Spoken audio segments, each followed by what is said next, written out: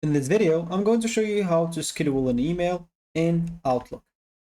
So what you'll have to do is simply go and click on a new email. And of course, you'll have to choose a sender or a receiver. So as an example, I'm just going to enter here random like email.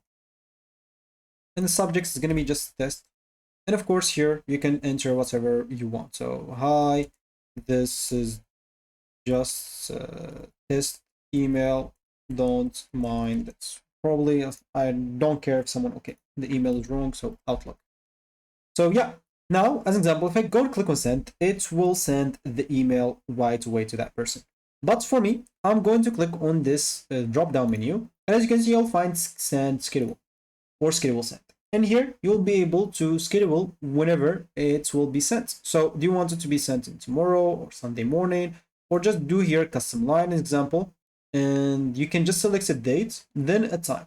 For example, maybe I want it next Monday at 12 a.m. and click on send. And as you can see, it's scheduled. You can always like view here what is scheduled, and you will be able to see when it is scheduled. You can even cancel send whenever you want, as you can see. So that should be it for me in this video. Thank you for watching and goodbye.